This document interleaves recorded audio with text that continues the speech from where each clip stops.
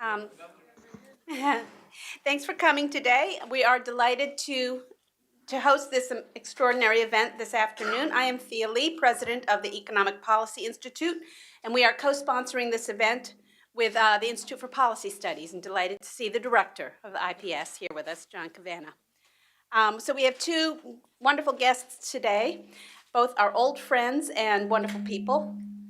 Sam Pizzigotti, the author of The Case for a Maximum Wage, also with the Institute for Policy Studies. We're having a little bit of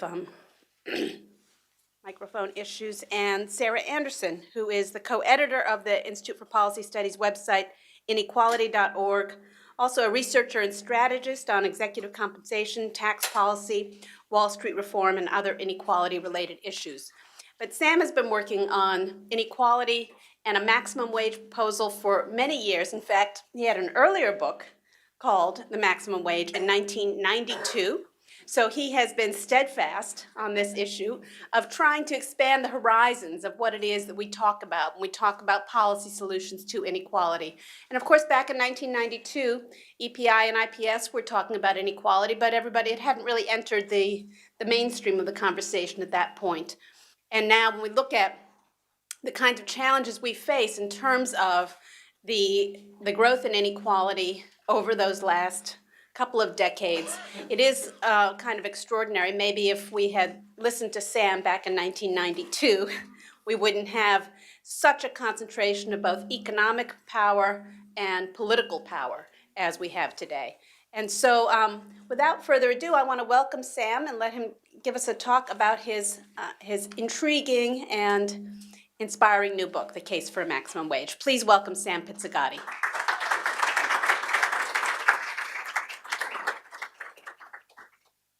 Thea, thank you very much. It's really fitting to be here at EPI talking about inequality, because the work of Thea, you and your colleagues over the past almost, 4 decades has been pivotal in helping people in the United States and around the world understand the extent of inequality and the impact of it. So let's get into things. And I'd like to start by talking about a forgotten American hero, the philosopher Felix Adler. He was born in 1850. Oops.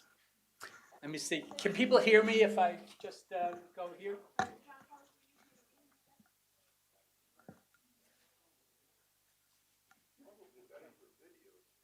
Yes, okay, I'll try here. So he was born in 1851 in Germany. His father was one of the most famous rabbis in Europe. He came as a boy to the United States. He went on to become a very beloved professor of ethics at Columbia University. If you like the idea of kindergarten, thank Felix Adler. He introduced the idea of kindergarten to the United States in 1878. If you like the idea of protecting kids from industrial exploitation, thank Felix Adler. In 1904, he became the first chair of the National Child Labor Committee, and over the decades to come, he led the fight to eradicate child labor from the United States. Now, some of us also thank Felix Adler for another contribution to American life. In 1880, he became America's first advocate for the idea of a maximum wage. In 1880, he proposed a 100% tax rate on income above the point, quote, when a certain high and abundant sum has been reached, amply sufficient for all the comforts and true refinements of life. And such a tax, such a 100% tax, said Adler, would tax away, and I love this expression, would tax away pomp and pride and power. Now, Felix Adler lived in a deeply unequal society, a society just like ours. And if I can use some Trumpian syntax, Adler won on kindergarten, he won on child labor, but he didn't win on the idea of a maximum wage. Could we win? Should we even try? Back in the first Clinton administration, as Thea noted, I did do some work on maximum wage in the early 1990s, and the New York Times did a piece about that maximum wage initiative. It contemplated the idea of what would it be like to have a maximum wage. And it essentially sneeringly dismissed the idea. The article said, the chance of passing a maximum wage these days is about the same as that of a snowball in Speaker Newt Gingrich's Georgia backyard barbecue. Back in the 1990s, in the early 1990s, serious people just weren't talking about capping income. Not in the United States, not anywhere in the world. But the world, I think, has changed. How has it changed? Well, in Switzerland in 2013, young people put on the ballot a national proposition to limit CEO pay to 12 times worker pay. That initiative was actually running very close to winning in the polls until corporate Switzerland ran a huge ad blitz in the last 2 weeks to defeat it. In France last year, in the presidential election, the key progressive candidate, Jean-Luc Mélenchon, I think I'm pronouncing that right, called for a maximum wage in his campaign's platform, and he came within 4 percentage points of winning that first round election. In the UK, the leader of the British Labour Party, Jeremy Corbyn, made headlines last year when he talked about the need for a maximum wage. In South Africa, just last month, a business group did a public opinion poll and found that the majority of the South African people would support a cap on CEO pay. And finally, here in the United States, this past March, the deputy chair of the Democratic National Committee, Congressman Keith Ellison, said we need a maximum wage in the United States. So I think the logical question is, what is stirring up all this interest in the idea of capping income? Well, I think 3 things are at play here. The first, inequality has become significantly worse since the early 1990s. The second thing, we now have a much better sense of how much maldistributions of income and wealth cost us as individuals and as a society. And finally, and maybe most importantly, we now have a politically plausible path forward to a maximum wage. So let's take those 3 items. How much more equal have we become? Well, let's look at average U.S. income of the bottom 90% and the top 10th of 1% over the past 25 years. If we look at the bottom 90% average, we've essentially straight lined. There's been virtually no increase in the average income of people in the bottom 90%. The top 1/10 of 1%, a totally different story. And so we see a situation where that gap between bottom 90% and top 1/10 of 1% has more than doubled just since 1990. And this inequality extends into our top 1%. So let's look at, there's our bottom 90%, average income, $34,000. There's the bottom half of the top 1%, average income, about $500,000. There's the next 4/10 of the top 1%, average income about $1 million.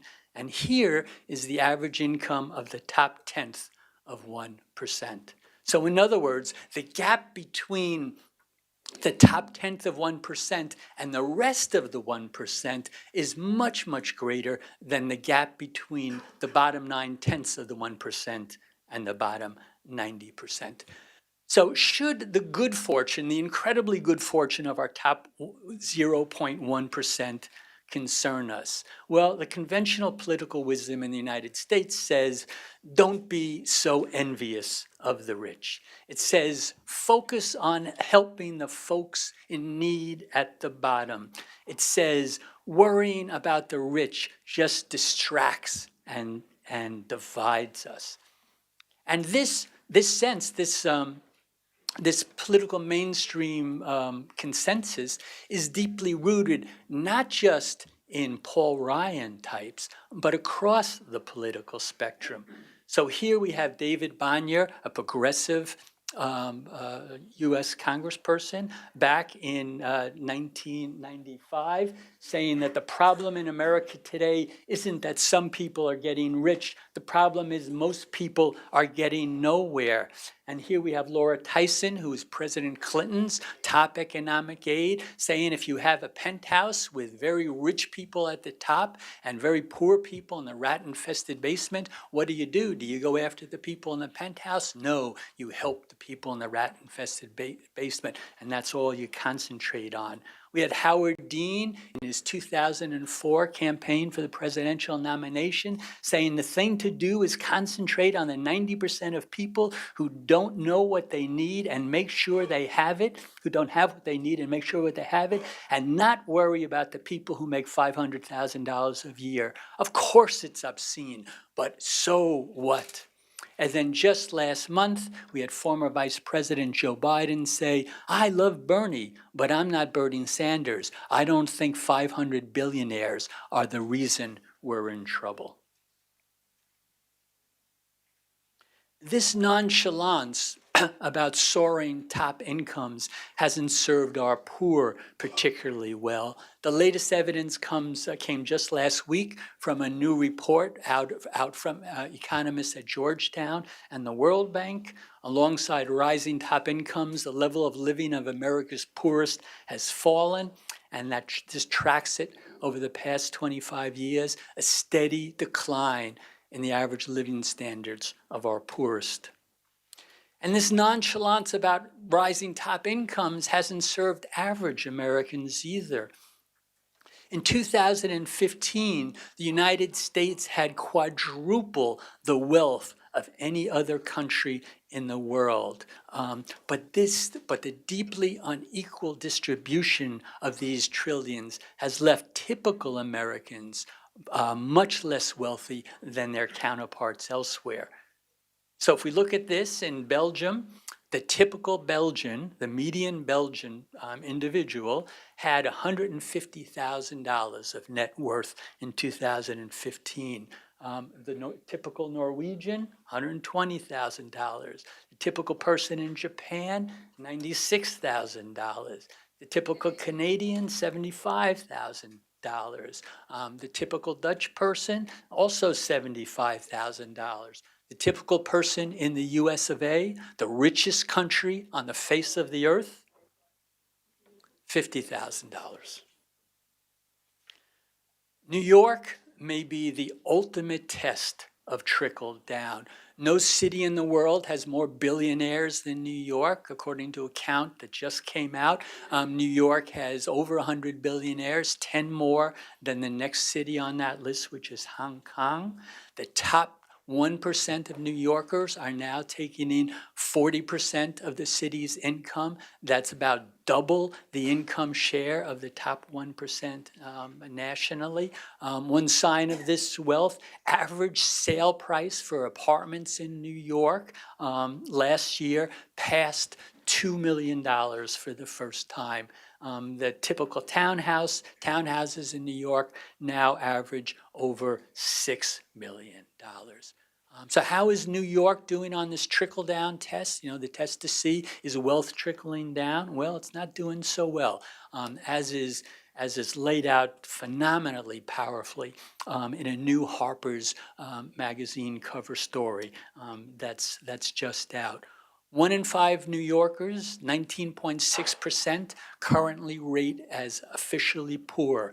Back in 1970, less than 12% rated as officially poor.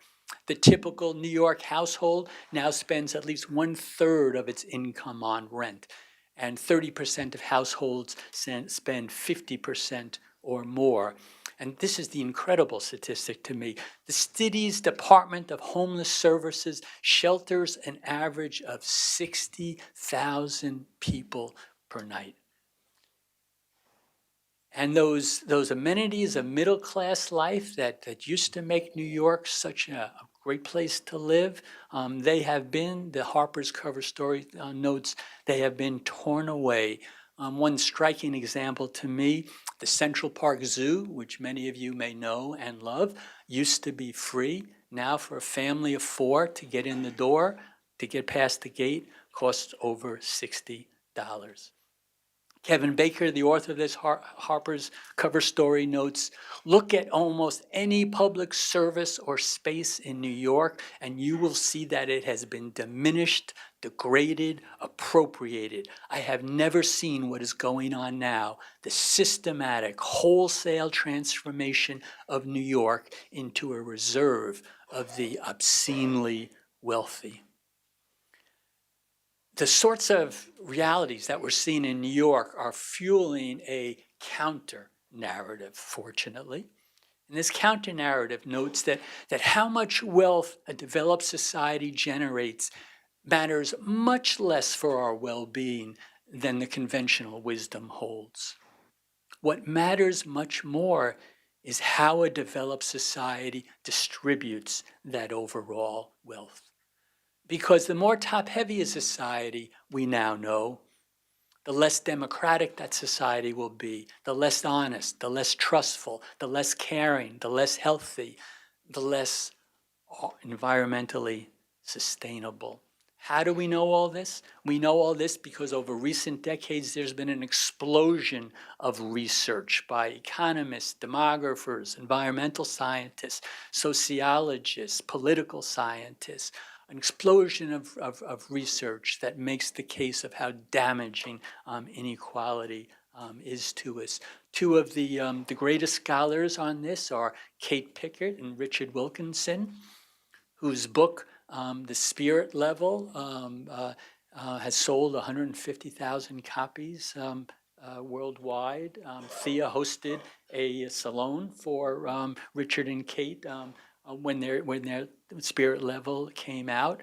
And this quote from them, I think, is very telling. If you want to know why one country does better or worse than another, the first thing to look at is the extent of inequality.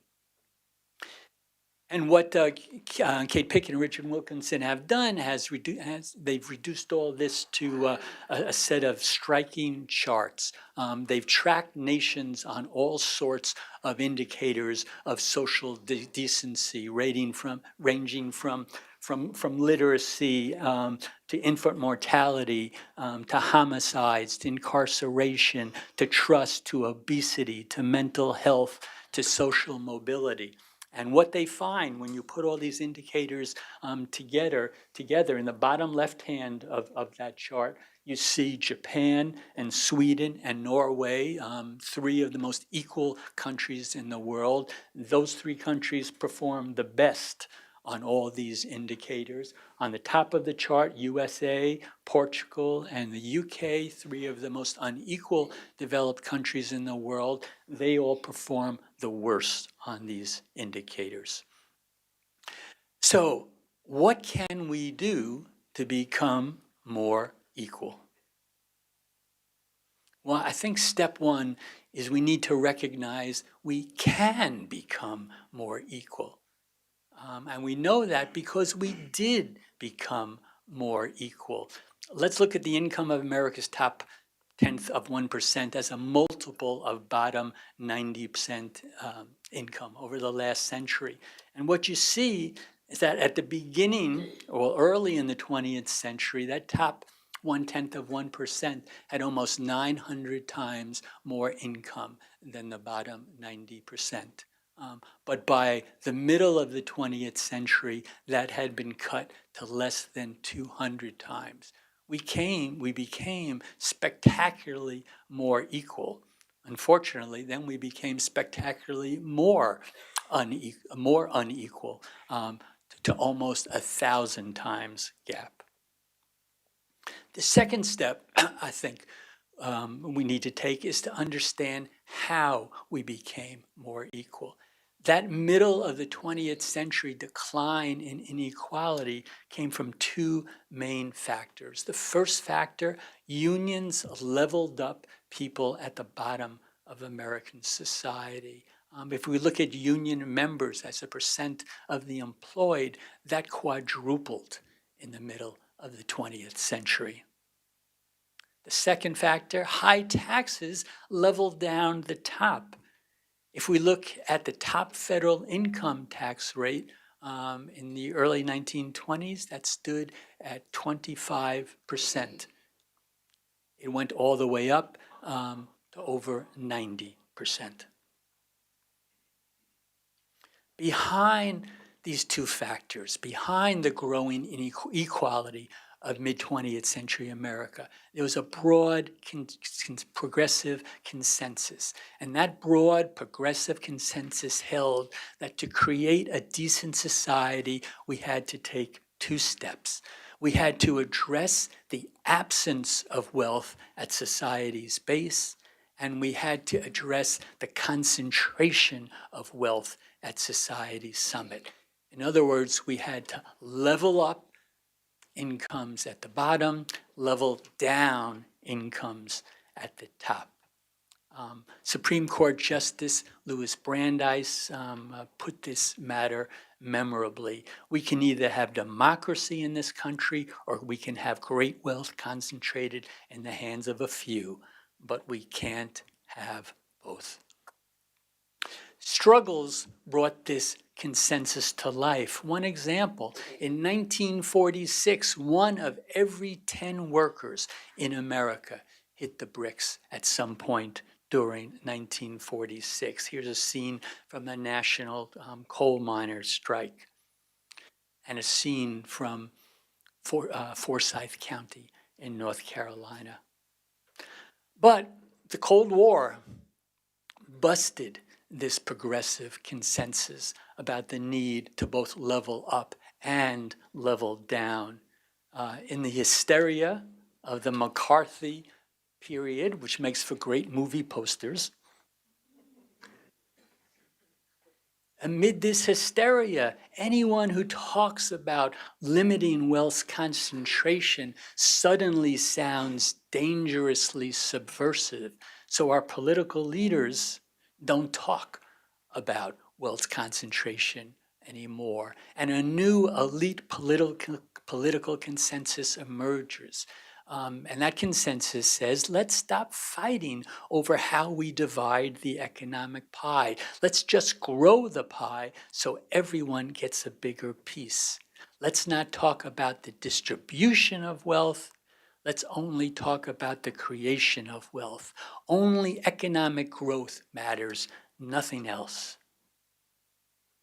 Growth became the amazing everybody wins solution. To spur growth, President Kennedy asked Congress in 1963 to cut the top tax rate from 91% to 65%. And Congress obliged after his assassination and sliced the top rate to 70%. As they say on my own Cape Cod, a rising tide, Kennedy told America, lifts all the boats. Ronald Reagan then takes the logical next step. If cutting taxes at the top a little bit will grow the economy, as JFK claimed, why not cut taxes at the top a lot? By 1986, Congress will have the top bracket federal income tax rate down to 28%. And so we have an America that no longer levels down the top.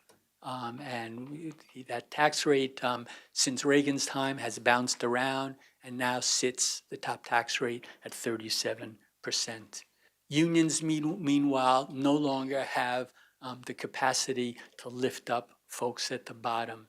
The union coverage rate in the United States has fallen since the early 1990s by half. And actually, this is not the most up-to-date. It's even worse than this. So how can we get back on the road to greater equality? Well, I think we need to recreate the institutional base for greater equality that we saw in the middle of the 20th century. We need a tax system progressive enough to level down the rich. We need a labor movement strong enough to level up the poor. But we also need to recognize that in the middle of the 20th century, these two pillars of greater equality in the United States could not be sustained. We need to go beyond the prescription for greater equality that we saw in the middle of the 20th century.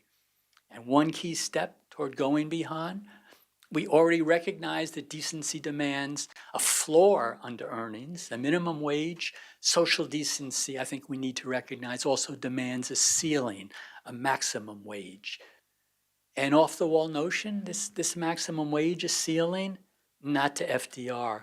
In 1942, President Franklin Roosevelt asked the U.S. Congress to place a 100% tax on all income over $25,000. $25,000 back then equals about $375,000 today.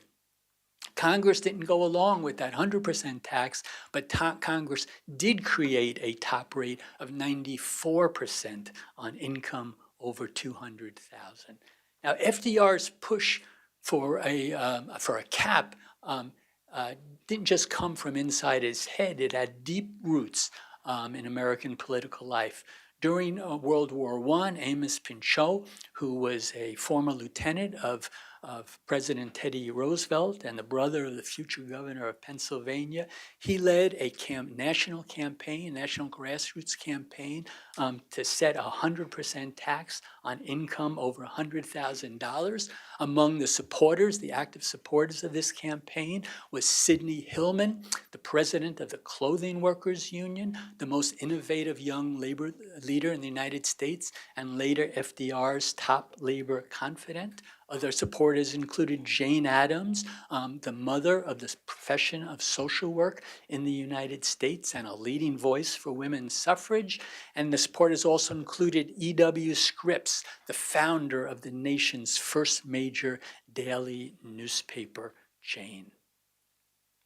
By war's end, in the face of this grassroots pressure, Congress lifted the top tax rate from 15 to 77%. But could a maximum wage ever become politically possible in our age? Well, I think there are some interesting positive signs along this way. One of those signs, more Americans, says Gallup, are questioning the conventional narrative that the rich have redeeming social value. Last month, Gallup asked a cross-section of the American people, do you think the United States benefits from having a class of rich people? Among Republicans, the same question was asked 6 years ago. 6 years ago, 80% of Republicans said, sure, we benefit from a class of rich people. 59% of independents, and over a majority of Democrats, 52%. Last month, when Gallup asked this question again, Republicans actually slightly greater support for the idea that the rich have redeeming social value. But independents fell a little bit, and Democrats fell even more. So right now at this moment, we have a majority of Democrats in this country who believe essentially that the rich have no redeeming social value for our society. I think that's a positive sign. The second pivotal change. The Dodd-Frank Act that President Obama signed into law in 2010 includes a provision that requires corporations to annually disclose their ratio between their CEO and median worker pay. Corporate America spent 5 years after Obama signed that law trying to get that provision repealed. And corporate America failed because labor and public interest groups pushed back. The first pay ratio disclosures began appearing earlier this year. And so I'd like to say that a new pay ratio era has now begun. And we're seeing this in headlines. We've been seeing this in headlines all this spring. Walmart's CEO earns almost 1,200 times as much as the company's typical worker. T-Mobile has a high ratio. CEO pay millions at the top. Massive pay gap. The Phillies situation.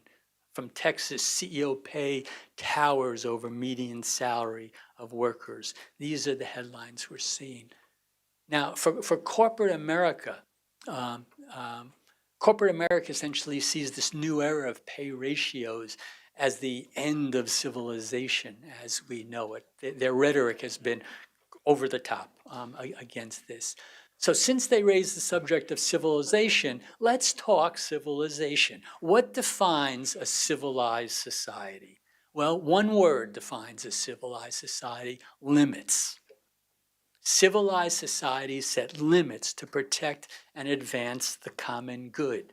We set limits everywhere. We limit how fast our motorists can drive. We limit how many ducks our hunters can shoot. We limit how much noise our neighbors can make. We set limits on just about everything except income. We have no limit on how much an individual in America can grab.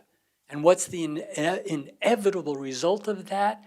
Outrageously large rewards give individuals an incentive to behave outrageously, to do whatever necessary, no matter how socially destructive, to hit the jackpot.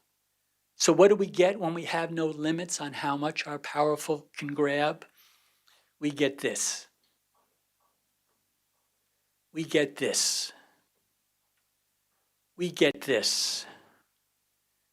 We get this. We get this. We get this. We get this. We get this. And we get so much more. Open the Wall Street Journal any day of the week, and you'll see more stories along this line. That's what happens when we have no limits. But what should a limit be? What could a limit be? What would an appropriate limit today be? Well, as we noticed before, FDR set his limit at $25,000, almost $400,000. He didn't get that. He got, as we said, his 94% top rate over $200,000. But that high, tough tax rate that FDR put in place could not sustain itself. There was a political dynamic that doomed it. And what was that political dynamic? Well, let's start from a real instance. In 1950, Charles Wilson ran General Motors, the most powerful corporation in the world. His 1950 income was $586,000. He paid $430,000 of that in taxes. America's wealthy considered tax bills like that a personal affront. The problem that created for progressives: the rich could see a direct personal benefit from a lower top tax rate, but Americans of modest means only derived indirect benefits from keeping top rates high. And this political reality gave the debate over top tax rates a basic asymmetry. The rich wanted top rates slashed much more intensely than average Americans wanted top rates to stay high. And so the rich throughout the mid-20th century would battle ferociously for a lower top rate until they finally prevailed. So what's the lesson that today's income cappers have taken to heart? It's this: we need to focus the cap on the gap, not a specific income figure. And this is a scene from that Swiss campaign in 2013, where maximum wage supporters urged a 1 to 12 ratio between top and bottom. Why cap the gap? If we link pay at the top to pay at the bottom, the income of our richest would only rise if the income of our poorest rose first. If we cap the gap, our richest would have a vested personal interest in helping our poorest, and those poor would have a vested personal interest in keeping that link in place. If we cap the gap, we would sow the seeds for a new economy that privileges social solidarity over exploitation. Dodd-Frank's pay ratio disclosure mandate, to me, amounts to a first step to a gap-capped America. With publicly disclosed executive worker pay ratio figures in place, we can begin leveraging the power of the public purse against inequality. We can struggle to place consequences on excessive CEO pay. We can fight to levy higher taxes on companies that compensate their executives at over 25 or 50 or 100 times what their workers make. The current corporate average is over 370 times. We can fight to direct government subsidies only to businesses that keep worker pay gaps reasonable. We can fight to deny government contracts to companies with executive pay that exceeds a modest multiple of worker pay. And these struggles along these lines have actually already begun.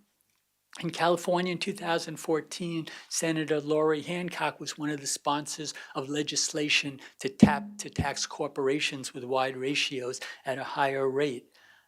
Senator Kathy Cool-Rumsey in 2014 was a sponsor of legislation that would give preferential treatment in government contract procurement to companies with modest pay ratios. The California measure actually won a Senate majority, but it needed 2/3 to pass. In Rhode Island, that measure actually passed the state Senate, but never got through the House. The new pay ratio politics now even has a landmark victory. In Portland, Oregon, starting this year, the city is now taxing corporations with CEOs making more than 100 and 250 times their median worker pay at a higher rate than corporations with more modest ratios. So if these campaigns succeed, can they make any difference? Can they really impact our overall level of income inequality? They certainly can, because corporate and banking execs dominate our top 0.1%. Corporate executives make up 40%. Financial industry executives make up another sizable piece. And all the other categories make up a very tiny piece of that.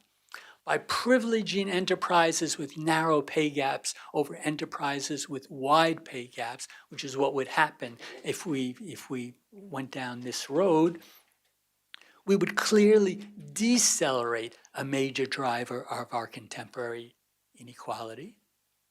And in the process, we would clearly accelerate the growth of employee-owned, cooperative, and other enterprises that feature narrow gaps between executive and worker compensation. And in this environment, almost every social situation could become an arena for egalitarian struggle. Students could join with university faculty to demand a modest multiple between top administrator salaries and campus worker pay, as happened at St. Mary's College in Maryland. Donors to nonprofits could insist that the organizations they contribute to limit their top pay to a similar multiple. Workers could take pay ratio demands to the bargaining table. Consumers could wage boycotts against firms with wide ratios. So the path, the politically plausible path to an income maximum starts here. Every pay ratio victory won, no matter how small, could help people understand that the level of inequality that surrounds us has been and always will be a human construct. No force of nature leaves us, some of us, enormously richer than others. We can choose to be more equal. Struggles around pay ratios can help make these choices plain. So let me stop here and just say a quick word about resources for online updates about all things inequality related. Urge folks to head to inequality.org. For more historical background on what we talked about, I did a book a few years ago, The Rich Don't Always Win, that covers this ground. And for new reading for the struggles ahead, we have this new book. So let me stop here and turn it over to Sarah. If you wouldn't mind going back to the slide of inequality.org.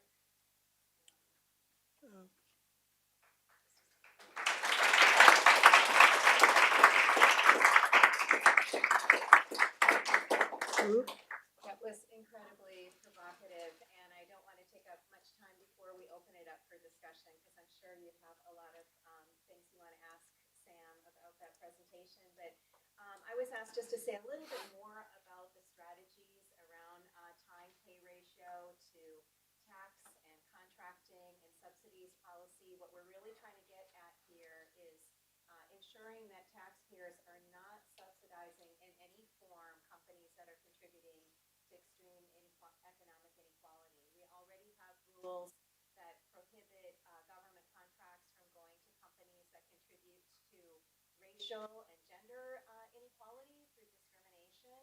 And the idea here is to expand that to also deal with economic inequality. And I got very involved in the situation that Sam mentioned in Portland, Oregon. It's really the first success on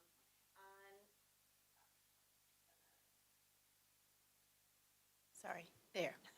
Okay, the Portland, Oregon situation was really the first success in this pay ratio politics battle. So in December 2016, the city council there passed the world's first tax penalty on companies that have gaps between CEO and median worker pay of more than 100 to 1. And this will now apply to about 500 companies that do business in Portland, and they include a lot of the big ones like Wells Fargo and Walmart. And the vote there was really fascinating, and it says a lot about the coalition building potential around this, because they have a 5-member council and they just needed 3 votes, and they only got 3 votes. And each of those 3 people voted for it for a slightly different reason. The champion of the bill, Steve Novick, had read the Thomas Piketty book and was just outraged about inequality, and darn it, he was going to do something.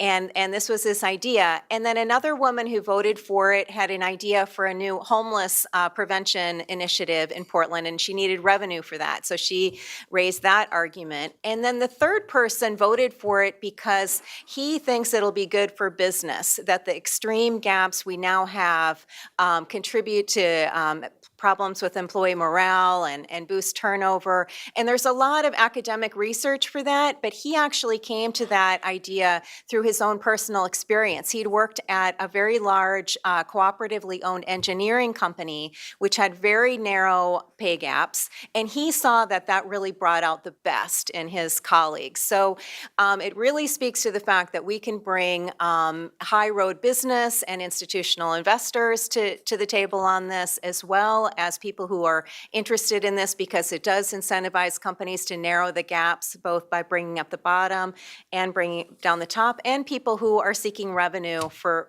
good things.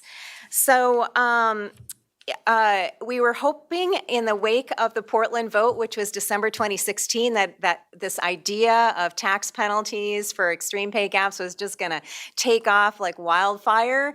And instead, we spent a lot of 2017 battling to protect the federal disclosure rule from being repealed or gutted or blocked by Republicans in Congress, the SEC, Treasury. They just all went after it. The corporations were screaming screaming, like Sam said, the end of civilization was going to happen. And by some miracle, a rather small group of folks helped mobilize pressure on the SEC through, institutional investors and ordinary Americans and managed to protect it. So now the numbers are out. As Sam pointed out, they're just totally obscene. The highest one so far is Mattel, which makes Barbie dolls. They have a CEO to worker pay gap of about 5,000 to 1. So things have really gotten off track. And I wanted him to put this page up because right here, you can get to a resource page, which will have legislation that has been introduced now similar to the Portland tax in a half a dozen other states. It's California, Massachusetts, Connecticut, Rhode Island, Minnesota, and Illinois. All have bills. Rhode Island also has a bill that would give preferential treatment in state contracting to companies that have narrow gaps. And we're hoping that now is the moment for this to really take off. And if you would like to get involved, just let us know. That'll Great. turn it over to, yeah. Well, thank you so much, Sarah and Sam, for those excellent presentations. And Sarah, thank you for teeing up sort of the practical piece, which is about how do coalitions form, how does change happen, what are the next steps for us. And I think it's great to know that there's been this the progress in Portland. So I was going to ask you one question before we open it up to everybody else, and also to mention one more resource, which is that EPI has our own inequality website, which is inequality.is. Inequality is. And there's a lot of information up there, too, and we have also on our State of Working America data websites pretty much every data point you ever wanted on wage trends, broken down demographically and by education in all different ways. So that's a great resource for everybody, whether you're a researcher or just somebody who wants more information. But so my question, this is just tossing it up in the air. A lot of the received wisdom about inequality is that we have a choice. You can either choose faster economic growth or better distribution, but you can't have both of those things. And Sam, you talked at one point about sort of the list of things that inequality is bad for. What about growth? Is that a choice we have to make or not? Well, as you note, the consensus among economists used to be that if we chose equality, we were making that choice at the expense of economic development, and our economy would not be more productive. We would not be creating more wealth. So that if we wanted to create more wealth, if we wanted to develop economically, we had to accept inequality. In the last quarter of the 20th century, this was by far the consensus among economists. But what's happened since then has been very interesting. If you look at all the international global economic institutions, the World Bank, the International Monetary Fund, the OECD, the official economic research agency of the developed world, each of those bodies has now come out with reports and studies that say that this is a false choice, that indeed greater equality fosters economic development. It doesn't tie it down. Now, unfortunately, the policies of many of these global economic institutions don't follow on that research finding that their researchers and scholars have put forward. Yeah, and I think that's really important because I think a lot of people are stuck in that old conventional wisdom, and so it's important to remind people that isn't a choice, that in fact we have a less healthy, less vibrant, less rapidly growing economy because of the tremendous inequality that we have chosen, as Sam said. Well, let's open it up to your questions and comments, and if you could sort of identify yourself, and if you have an organization, tell us what the organization is, and everybody be concise so we can get a lot of folks in, and we'll take a couple at a time. I'll start up here. Okay, I'm just Paul Butterworth, a citizen, and a very old citizen, I have to say. Oh, hold on. We're going to bring a microphone. Yeah, thanks. I just want to say that even though I'm very, very old, this is the most useful talk I've ever been at, so thank you very much for that. Thank you. Thank you. I wrote down a whole bunch of questions, but I'll just limit myself to two now. One of them is, how do you deal with wealth rather than income? Because a lot of people are sitting on gigantic fortunes. They're not CEOs getting 5,000 times more than their workers, but they have money that's distorting the society. And the second question I have is, how do you express our struggle in a soundbite so that it can really carry quickly? Okay, on that soundbite, I like the expression "cap the gap," but we need to develop that soundbite in the struggles ahead. On the question of wealth, your point is extremely well taken. If we clamp down on income inequality right now, we would still have incredible legacy wealth inequality. But in the book, The Case for a Maximum Wage, I talk about this point a lot. And actually, if you think about it, if your income is capped, then your assets can become albatrosses. So if you're a typical billionaire and you have a dozen residential properties around the world that you jet between, as many of our billionaires do, if you have $100 million yacht, just the insurance for these assets, the upkeep for these assets, maintaining a crew for your yacht, if your income is capped, you have to dig into your wealth to pay to keep these assets up. So what are wealthy people going to do? Well, some will choose to pay for those assets, the upkeep over those assets out of their wealth. Others will try to sell those assets. But if many people try to sell those assets, the value of those assets will go down, reducing the wealth of all extremely wealthy people. So income and wealth are very closely related. If we go for an income cap, we'd also be indirectly attacking wealth inequality as well. And it's also not to say that other measures are not necessary. Like Sarah and I have several colleagues who are working on the estate tax issue.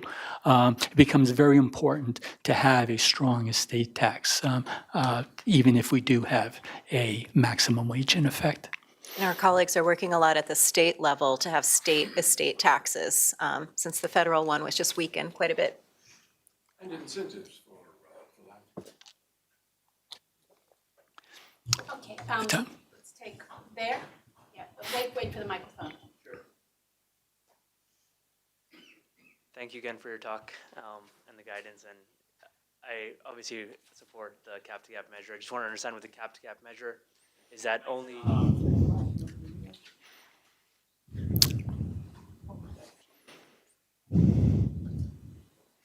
Testing. I thank you again. Identify yourself just for. My name is Kartik. I'm in between roles. In terms of the cap to gap measure, does that take into account just salary, or does it take into account other measures of income? Just because, as you know, for the wealthy, a lot of their income is from other sources, bonuses, stock compensation, capital gains, and a host of other sort of income measures that oftentimes exceed their salary or their wage. Well, I see a two-step process. The first step is to look at the major engine of inequality in the United States today, and that's the modern American corporation, and to put essentially caps in place within corporate pay structures through the consequences we can place on government contracts and subsidies and tax rates, and that only affects the income that CEOs make from the corporation. I think eventually we need to recognize that there's also income coming in from hedge fund operators and private equity funds and all sorts of other things. And the only way we get at that is through the income tax. And so what I would like to see is a top income tax rate of 100% tied to the minimum wage. So if you make all income over 50 or 100 or 10 times the minimum wage would be subject to a 100% tax. So it's two steps, two separate things we're talking about. One thing just to clarify, because people ask me a lot, when companies report their CEO to worker pay ratio, on the CEO end, it is all forms of compensation they're getting from the company. So it includes the stock options and the restricted stock and not just the cash salary. Right back there. Hello. Nico Luciani at the Center for Economic and Social Rights. Thanks so much for the talk. I think this idea makes a lot of political sense. It makes a lot of moral sense. But as you mentioned, there's a business case and a strong economic case for it. utmost in FDR's mind, of course, was maybe a third economic case you didn't quite mention, which was to limit financial instability. When you take out the top concentration of wealth at the top, it really limits that financial instability, as the IMF have shown.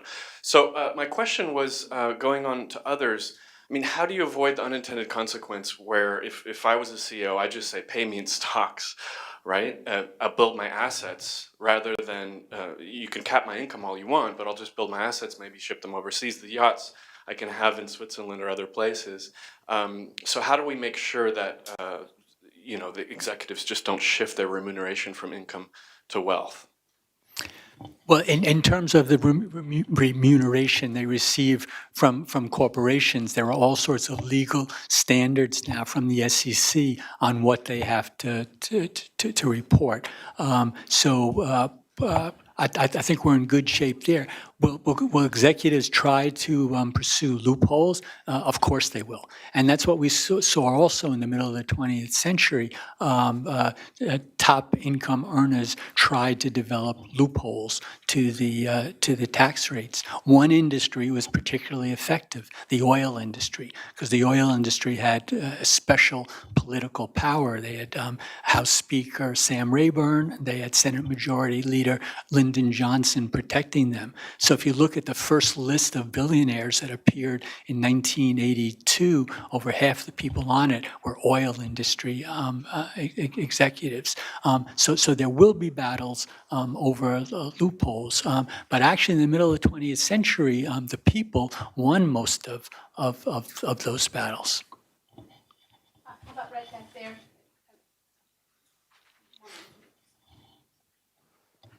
Hi there, Justin. I used to do tax policy, but now I work in marijuana policy. It's funner. But no, my question is how do you address the concerns about that are inevitably going to be raised with the whataboutisms for having it be a gap company by company? You know, I used to work on carried interest tax loophole, and my thought is, hedge funds and PEs don't have large staff, so they can have a 1 to 2 ratio and be living very comfortably. What would you say about the bureaucratic and regulatory nightmare that would be set up for that? And then secondly, have you considered just having it be a straight correlation between median income and then the top marginal rate of 100%? So 100 to 1, and everything above that is 100%. I think we're going to have the same bureaucratic administrative nightmares with the notion of a maximum wage as we've had with the notion of a minimum wage. The minimum wage is incredibly complex, incredibly ridden with loopholes. And DC voters last week tried to fix one of those loopholes for restaurant workers here in the District of Columbia. So we're going to have those same sorts of problems with the maximum wage. And I don't have the answers to all of those, but we've had a minimum wage in this country since 1938, and we still haven't gotten it completely straight. But that's no reason to not move forward with a minimum wage. And I view the maximum wage idea in the same thing. There will be problems, there will be hiccups, there will be struggles that we'll have to wage to make this fair and uniform and consistent across the economy. Let's take a couple, because I still see a lot of hands up right here in the front row. Thank you, Larry Checo Communications. Thanks, Sam, for that. This whole notion of income inequality, I think, should be personalized a bit more so that even people who are making a decent wage understand the impact on their incomes. For example, in 2006, Fortune magazine came out with a story that said that the Walmart family would tell their employees, if you can't make it on our wages, here are some government programs that you can apply for. And as a result, California in that year paid $58 million in food stamps and other social programs to Walmart people. So what is that doing? It's underwriting the wealth of a family that's got about $60 billion. Nobody understands that. We have to message this better. People who even are making good income, $50, $60, $70, $100,000 a year, are still being taxed to pay for the benefit of the wealthy. You got to get that message out. I'm sorry, it's not a question, it's a comment. And I blog about this stuff, so you know. Thank you. Okay, and we're gonna take a couple more. How about on the aisle right here? Hello. Hi, my name is Christine. I study international relations at the London School of Economics, so I'm surrounded by a lot of those prospective CEOs. I live in Copenhagen, Denmark, which is, I believe, one of the most equal countries in the world and has the highest tax, I believe, of any country, which is just under 50% for our top earners. The reason that we're able to have such an equal society is because we're only around 7 million people in the country and we're all racially very homogenous, and we struggle quite a lot now that we're facing immigration challenges and things like that, and that's really making it difficult to continue on our universal health care and things like this. So how do you combat that in a country like the USA that is so racially diverse, which is a benefit in so many ways, but really kind of undermines that trust that exists in a lot of smaller universal health care-y countries? Why don't you take those two questions? You take a crack at Okay. Well, that is true. That if you look at Norway and Denmark and some of the Scandinavian countries, they are ethnically more homogeneous. But I think it's also important that homogeneity did not prevent inequality. So if we looked at Norway, for instance, a century ago, Norway was incredibly poor and unequal, even though Norway at that time was incredibly homogeneous as it is today. Norway for decades hemorrhaged migrants to other nations in the world, but Norway became much more equal. It was not a fact of nature or a fact of demographics that made Norway become more equal. So if an unequal, homogeneous nation can become more equal through the political choices it chooses to make, that gives me hope that a multi-ethnic society like the United States can become more equal. And indeed, the only way I think we can really overcome our ethnic divisions is through a common struggle to become more equal.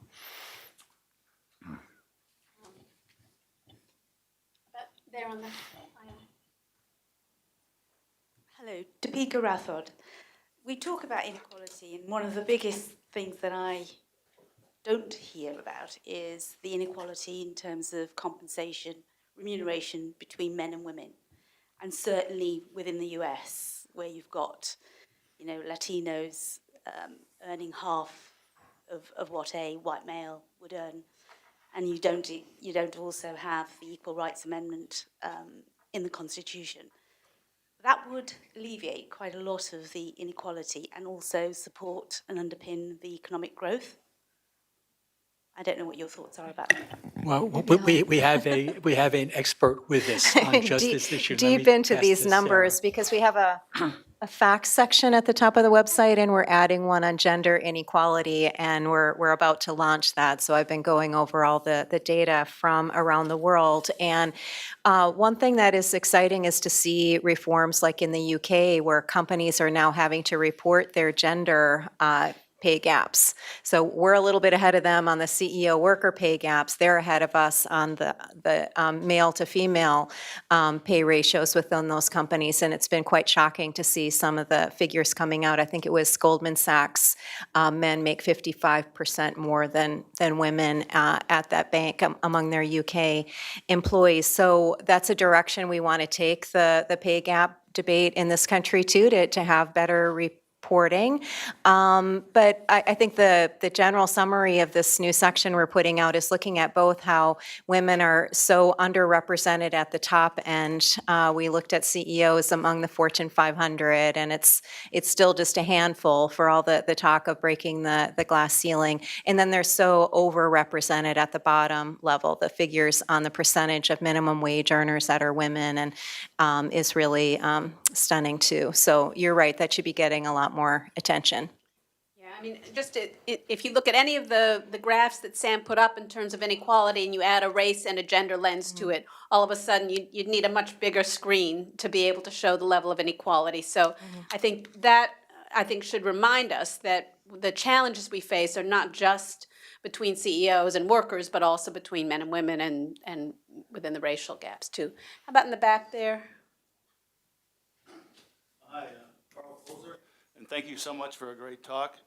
I started the Center on Capital and Social Equity a few years ago, and we come at it more, it's called Inequality, Inc., INK.org, promoting more inclusion in capitalism, among all these other things. For example, I have a paper up there proposing a universal 401k system, so all workers would have capital gains. So that's the kind of some of the things I'm doing. My question is, you talk about went through the the 30s when things were more equal. In this country, it just seems to me the culture is where liberty is a lot, and economic freedom has a lot more legs than equality. Well, equality has a very strong history. There has to be a very good reason, practical reason, to take down liberty. And in that time, there was the financing the New Deal and in the World War II. Right now, you have a place where you could work would be Social Security. It's aggressively financed, very progressive in its benefits, and it has to be refinanced at some point. And one way to do it is to lift the cap, so you have a way that you could make the taxation in a very practical sense that could be brought home to millions of people more equal. I just wanted your thoughts on that. Thanks. I wanted to toss out, there's a really interesting ballot initiative going forward in Maine, so it'll be on the ballot in November, that would lift the cap on Social Security contributions in order to pay for universal home care in that state. And that I think would be a really path-breaking thing that people could try to model other places. Okay, up here.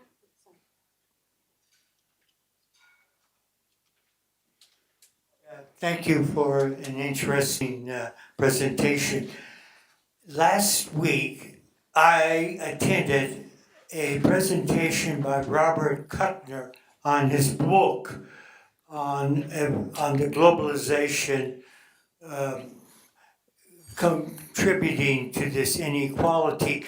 And if I understood him correctly, he mentioned that the wage gap was closing up after World War II, up until President Nixon took the U.S. off the standard rate for the exchange of the dollar, the Bretton Woods Agreement. And ever since that decision, the wage gap between workers and the higher income people have widened. Have you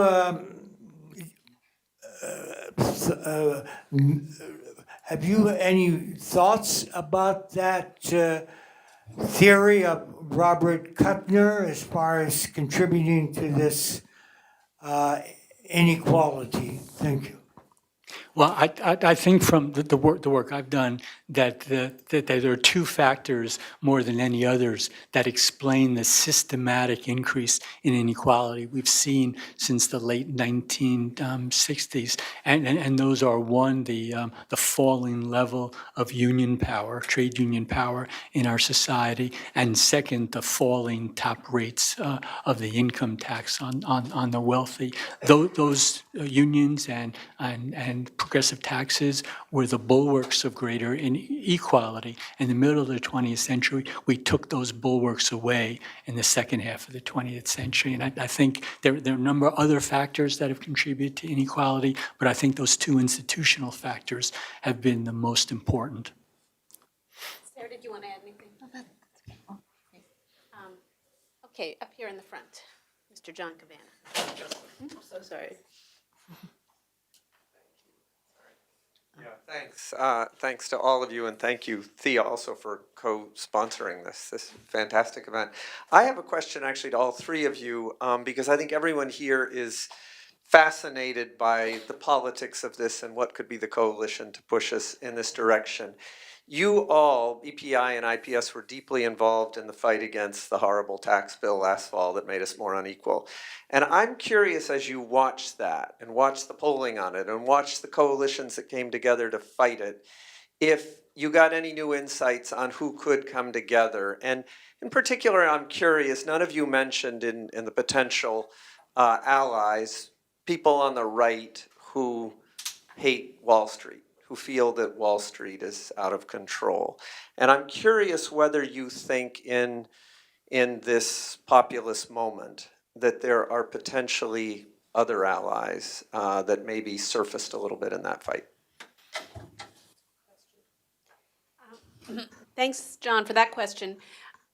And, I think the tax bill, first of all, this battle is far from over because this November will be really the testing ground for whether the arguments that we've made about this tax bill, which was really a travesty, not just, blowing a $1.5 trillion hole in the budget deficit, but then, as soon as that was done, start talking about how they're going to make that up by cutting Social Security and Medicare and other things. But I think in terms of the allies, and part of it is going to be, I think, a real challenge around messaging because that's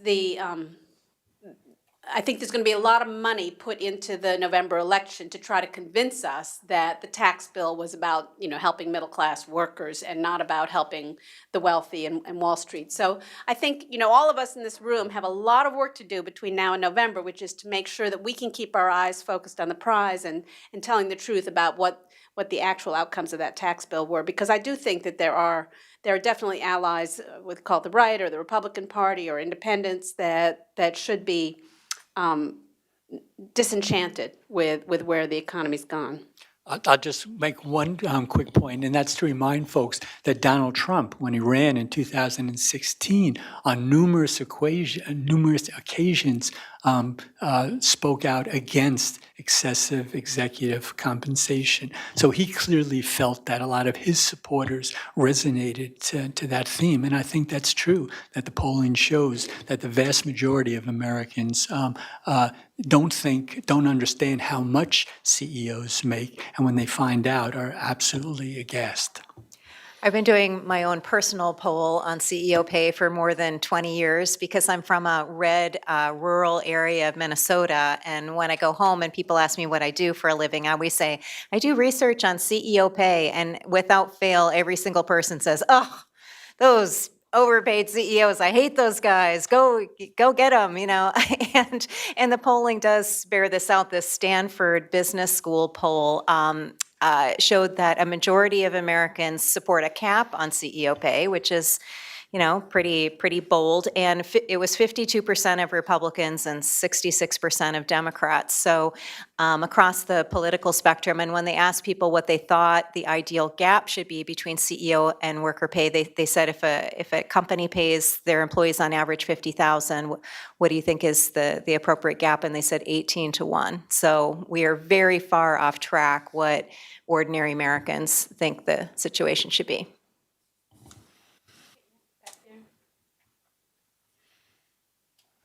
So it seems like an obstacle here is that this would affect, rather that the target of this legislation would be the obscenely wealthy. And as it happens, the obscenely wealthy happen to have a stranglehold on tax policy. So in order to make this argument effectively, or in order to get it passed, you would need to make this argument to the obscenely wealthy. So imagine that I'm a libertarian billionaire. Can you make a concise, persuasive argument for why I should allow cap the gap legislation?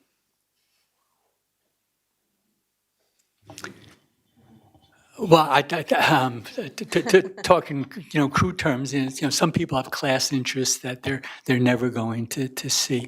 But to me, the most potent argument comes out of the work of Richard Wilkinson and Kate Pickett that we highlighted before, and that says that if you look at life expectancy data, that if you live in a deeply unequal country, even if you have resources, your life will be shorter than the richest people who live in a much more equal society. Greater equality creates a healthier environment for everybody in it. And to me, that's always been a very powerful point. Yeah. I love to read the reports that companies have to file with the SEC about executive compensation, and in the footnotes, you can see the kind of perks they get. And a common one, at least it used to be, they're doing away with a lot of perks and just putting the money elsewhere, but it was home security systems worth, millions of dollars. And I think part of the argument is that really the kind of world that you want to live in, where basically you have to live in a fortress because the divisions between you and the rest of this country are so wide that you have to worry and spend millions of dollars to protect your stuff. Over there.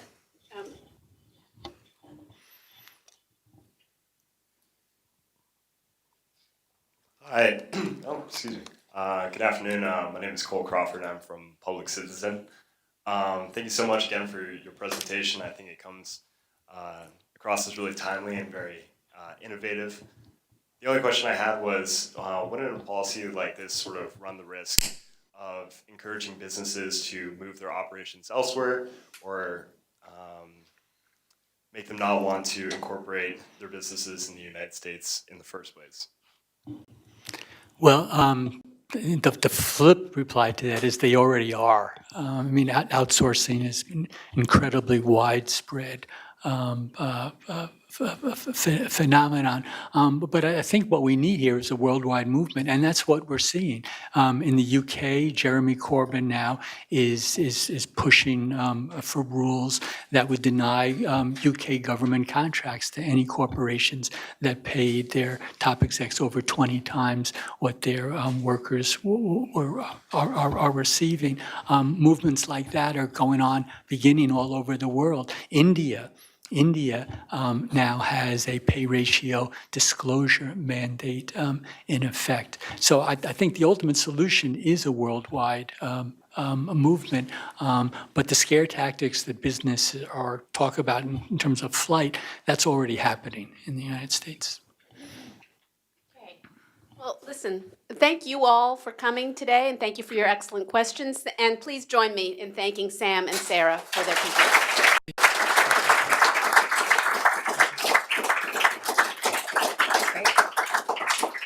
Check out all those websites. And if you want to order